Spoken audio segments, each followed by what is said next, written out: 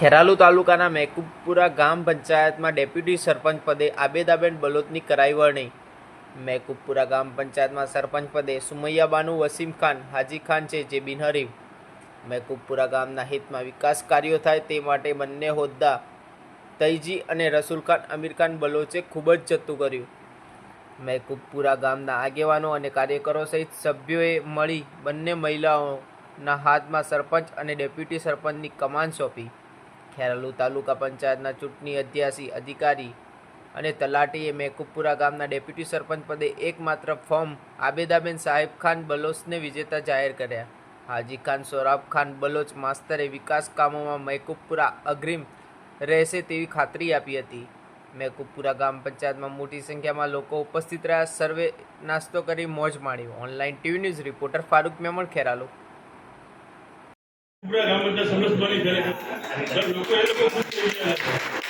સરસ કામ કર્યું એટલે આજ રોજ આપણે તાલુકા પંચાયત તરફથી ઉપસરપંચ તરીકે ચૂંટણી યોજવાની હતી। એમાં ઉપસરપંચ તરીકે આપણા તાલુકા પંચાયતમાંથી અધિકારી સંજયભાઈ ચૌહાણ હાજર રહ્યા છે અને આપણા ગામમાં આબેદાભાઈ સાહેબ ખાન બલોચનું ઉપસરપંચ તરીકે વિકલ્પ ફોર્મ આવેલ છે તો તેમને આપણે સર્વાનુમતે ઉપસરપંચ તરીકે જાહેર કરીએ છીએ।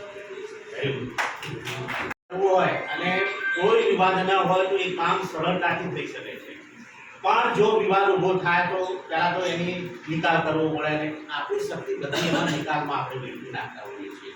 પણ આપણે વિવાદ વગર બેસીને જો કોઈ પણ પ્રશ્નનું સોલ્વ કરીશું તો મને લાગતું નથી કે કોઈ પણ કામ અટકી શકે। બધા જ કામ થઈ શકે છે એકતા અને ભાઈચારાથી। અને આપણે આજે બધા ભેગા થઈને પ્રતિજ્ઞા લઈએ કે સાથે મળીને ગામનો વિકાસ કરીએ। એમ નહીં કે આપણે આ ગ્રામસભાની બોડી ગામનો એક એક વ્યક્તિ ગામના વિકાસમાં ફાળો આપે, ગામના હિતમાં ફાળો આપે અને ગામનો વિકાસ જે છે એ જ મહત્વનું છે। અને ભેગા મળીને ગામની આપણે પ્રગતિ કરીશું એવા શપથ સાથે આ પ્રથમ મિટિંગમાં આપ સર્વેનો ખૂબ ખૂબ આભાર માનું।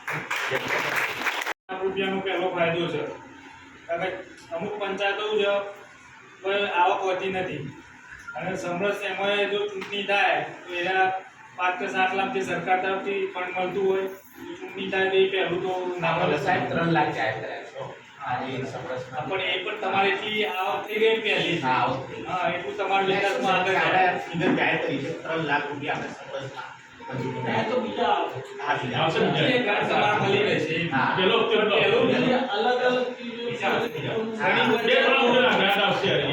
ઘણી પંચાયત એવી હોય કે એમને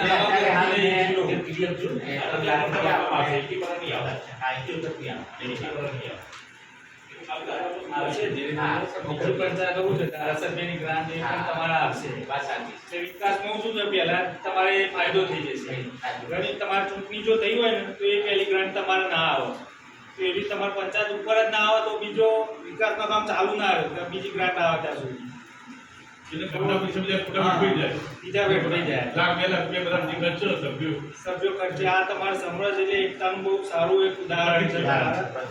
હા, બધા સભ્યો અને ગામ લોકો પણ ગામના વિકાસ માટે ફાળો આપો એવી શુભેચ્છા। બીજું એક